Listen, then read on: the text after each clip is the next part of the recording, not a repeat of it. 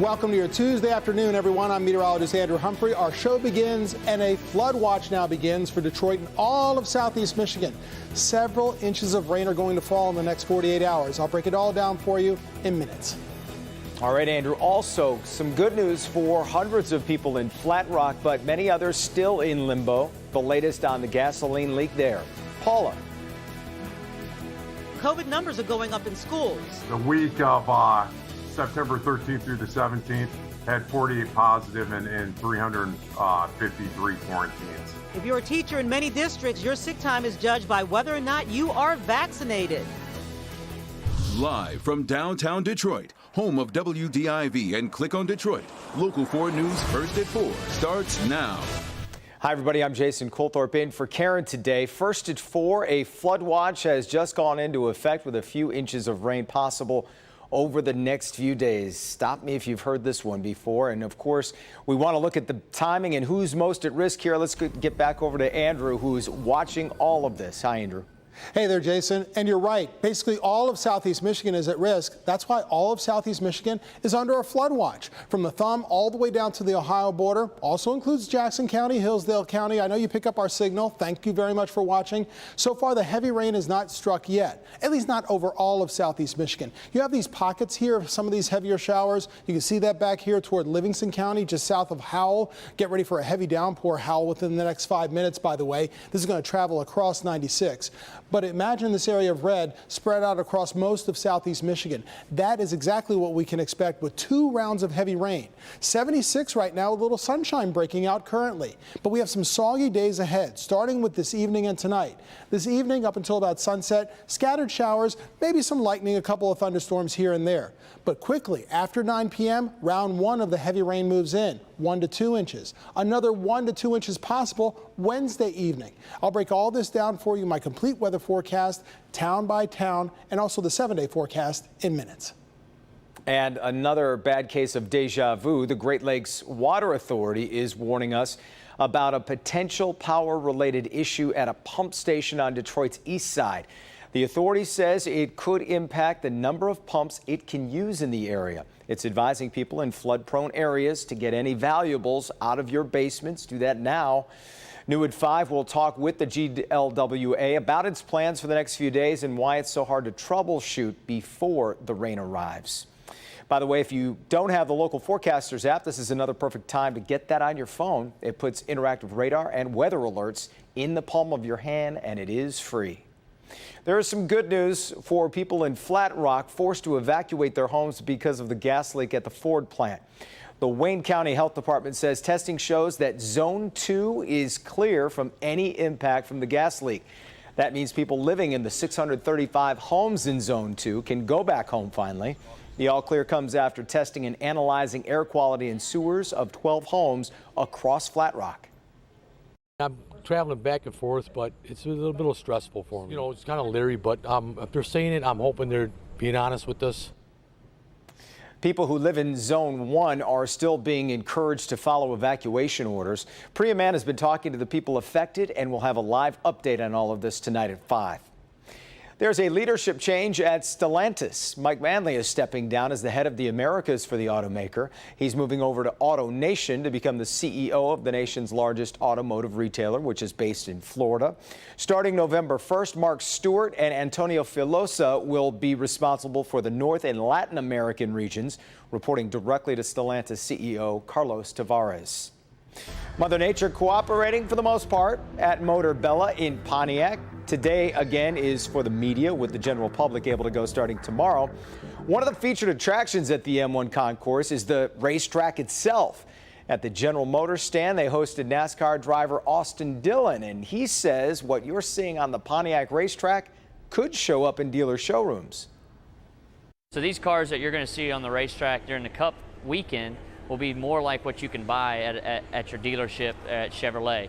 So a lot more relatable for all of our fans out there. So the whole saying of win on Sunday, sell on Monday kind of comes back to fruition for all of us. You probably won't be able to drive them 200 miles an hour, though, just saying that up front. You can see the car and other race cars at Motor Bella starting Thursday. Johnson & Johnson says its new research shows a COVID booster shot does indeed increase protection. The company says a single dose of the J&J shot is 79% effective against infections and 81% effective against hospitalizations.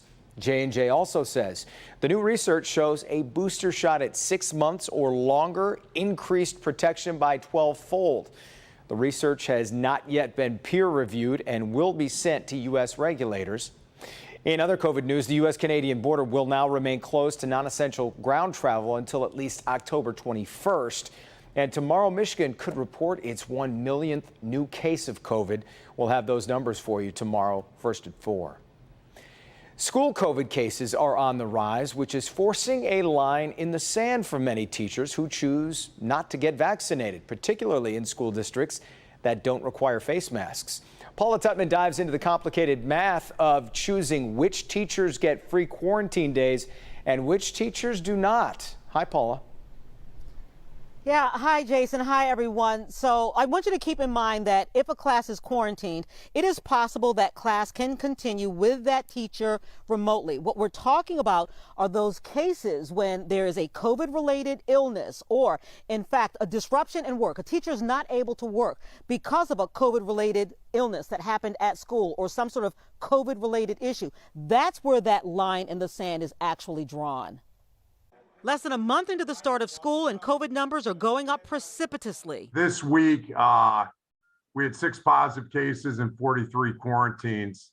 The week of September 13th through the 17th had 48 positive and 353 quarantines. Dr. John Dignan, superintendent to the 10,000 students and 1,700 staffers in the Wayne Westland district, is concerned about the numbers and what it could mean to in-person learning, despite the countywide mask mandate. We're always going to be concerned in the throes of COVID-19. Dr. Dignan expects the numbers to go up by tomorrow. Our educators want to be back in the classroom so badly, and they are working so hard to do what's right.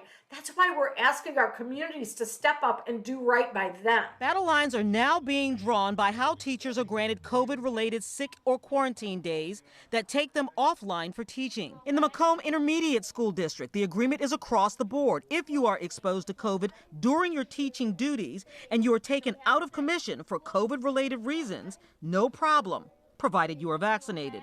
If you are not, those quarantine days are taken out of your sick day bank. In Wayne and Oakland counties, it's an individual district choice. So Rochester Community Schools, for instance, will cover all COVID days regardless of vaccination status. But that's not the case for Van Buren or Melvindale or Dearborn. For any teachers who are vaccinated and charge their own sick days, the MEA is ready to fight. In those school districts that are insisting that educators use their local personal sick day bank for COVID-related illnesses, we're asking to bargain over that. For the largest teachers union in the state, there is a slender needle being threaded for unvaccinated teachers who do not have legal exemptions. The MEA is quick to say they stand as their union, but individual members will have to bring the fight. What we have said all along is that that is a personal choice, but all personal choices have consequences.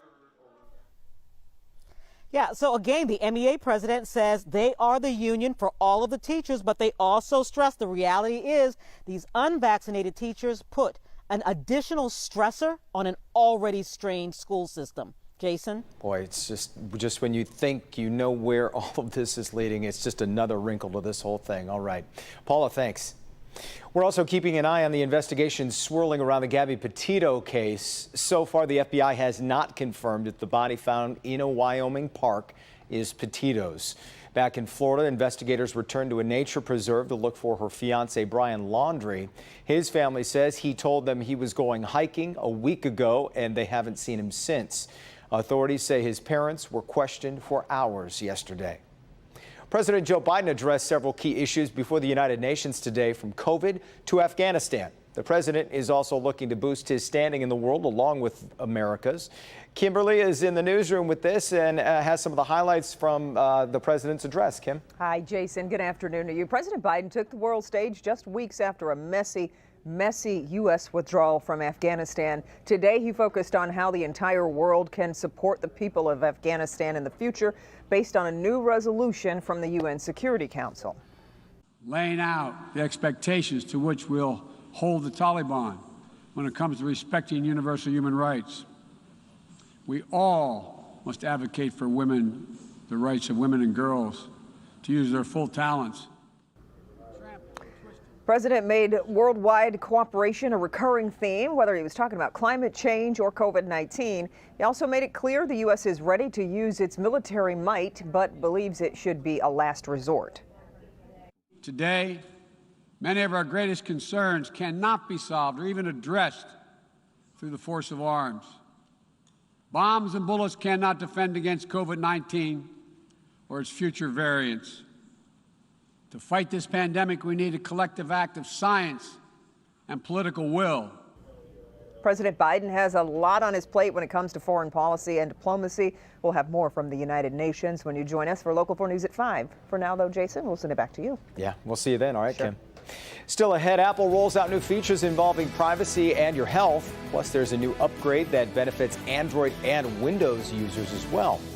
But first, it's the legal version of hot potato. New court documents show Prince Andrew may not be able to avoid a sex abuse suit for very much longer. That's next on First at 4.